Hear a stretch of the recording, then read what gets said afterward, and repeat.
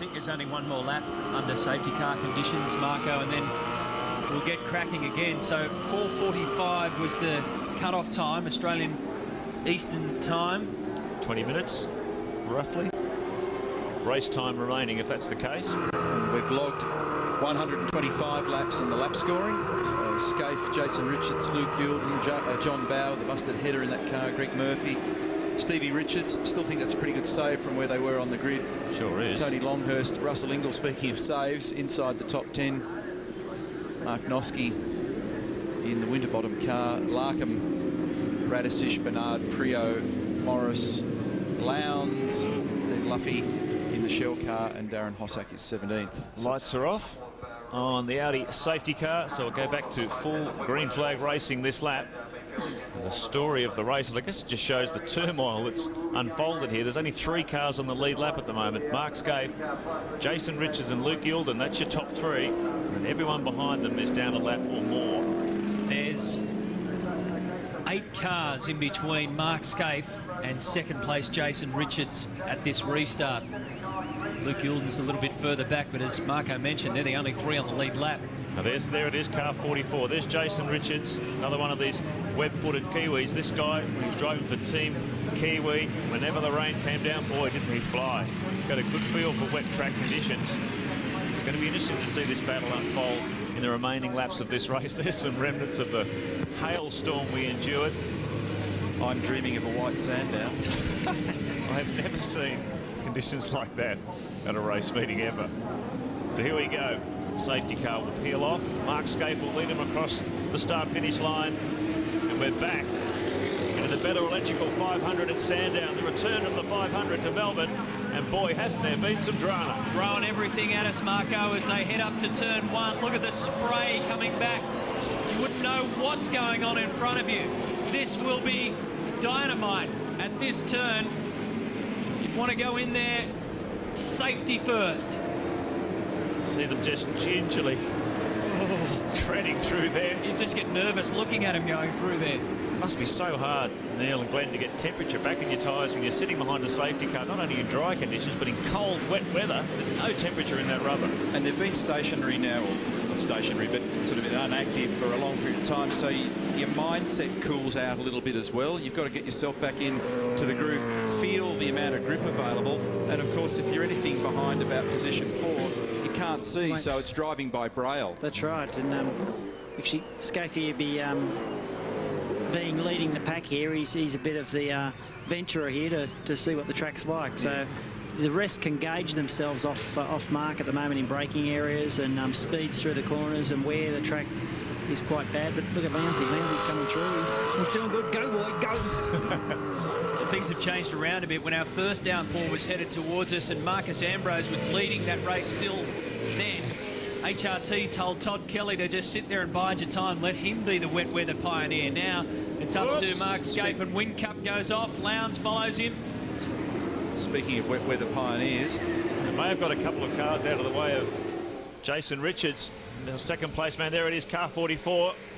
So that's made his job easier if he's going to track down Scaife. 6.9 seconds. Okay, mate. Head down, it's all good. That was directed at you, Cito, and sorry about that. That was courtesy of Craig Lowndes' radio.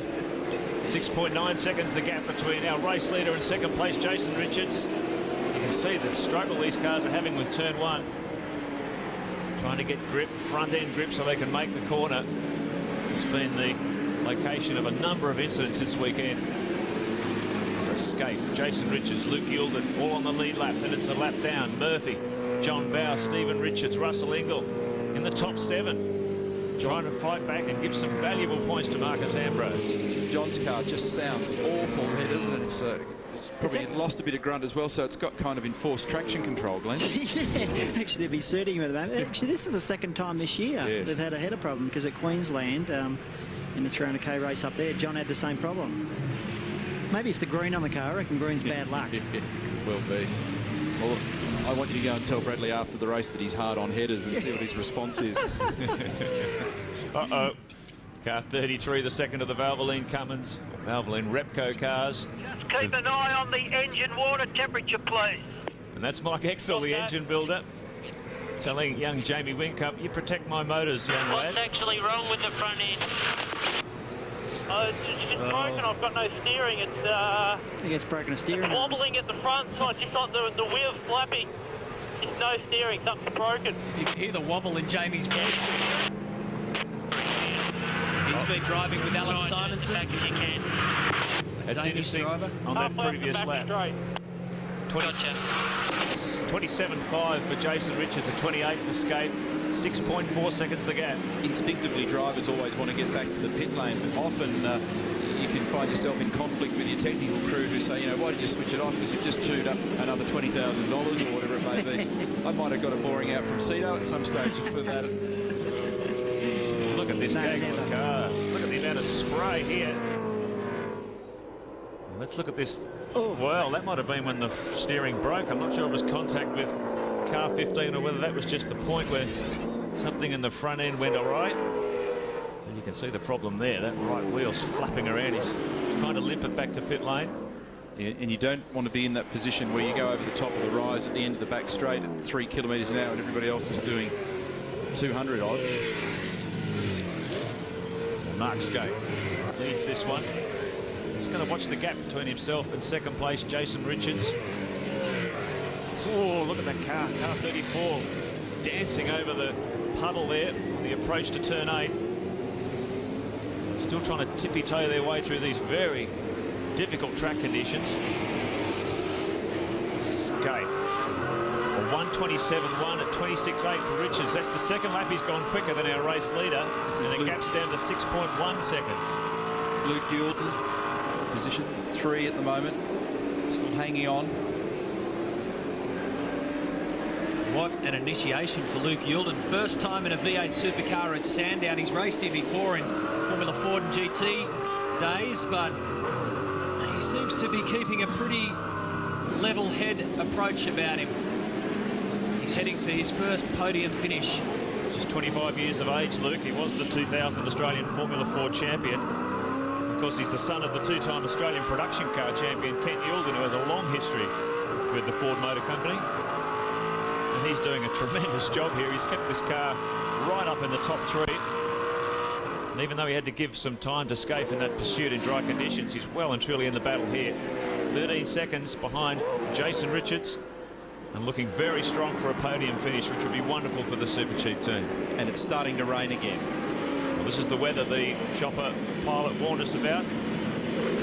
So you're the bearer of great news, probably, aren't you? Yeah. Have a look at it. 130 laps completed by race leader Mark Scafe.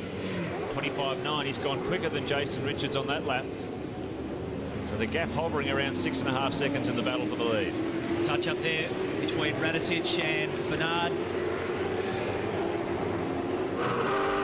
Well, Radicic made his intentions clear and then took over the spot in front of him. Look at that.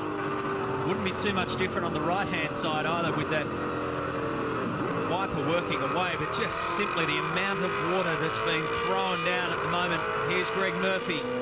4th place. He may be a lap down, but that's a nice points haul.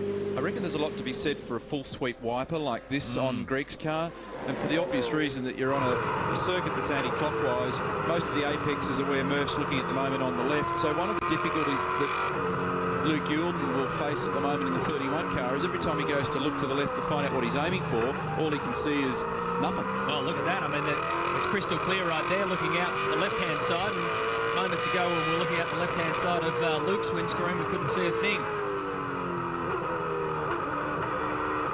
These are the toughest conditions you can imagine. And there's a good shot of what Neil Crompton was talking about. Very small scraping area for that blade. So you can't see that apex from our camera position. You don't know what the driver's looking at, but it won't be a lot different. At the moment, there's not a lot of rain on the screen, but you can imagine that thickens up a little bit, as it is in this part of the circuit right there. And it's a bit of a horror story, Glenn. Yeah, it sure is, and it is starting to pick up a bit. There's all that spray in the straight. That's the worst thing. When you're coming down the straights and you've got to follow someone and you've got all that spray, you just can't see a thing. And most of the time, you're actually judging your brake marker by looking at the side of the track. You're actually half the time not even looking forward. Paul Morris Morris in trouble there in the Cirame Wines entry. And Max Wilson beside him in car number 18. David Brabham is actually got control of that at the moment. Let's go down to pit lane, but we'll first just check this out. This is what happened to Paul Morris at turn 1. Squeezed wide. Managed to get it back on there.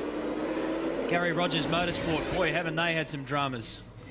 Gary, hasn't been the best of days for you. Oh, Joe, it's just been sensational. I can't remember a better one. I mean, look, it's really disappointing, to be quite frank. You know, I don't know what to say. We've just failed dismally today, and I don't know why. I mean, we tested a new car last week. It was great. I mean, that old proverb, I should have went fishing. I reckon I should have gone by the weather conditions, but, you know, we've got to press on. We've got to go home and try and work out what's gone wrong. I mean, our strength has been our mechanical reliability, but obviously today we haven't had it. And, you know, to our sponsors and supporters, I'm sorry about it, but we've got to move on from here. Thanks, Gary. Thank you. Dangle a line out the front of your garage, Gary. You might pick up something. There's enough water around. Stephen Richards in car number 11 continues to be consistent. He started in 21st. He's moved up to 6th. Rain, hail, and not too much sunshine in the Sandown 500. Around 15 minutes race time remaining. Take a break. Come back and join us.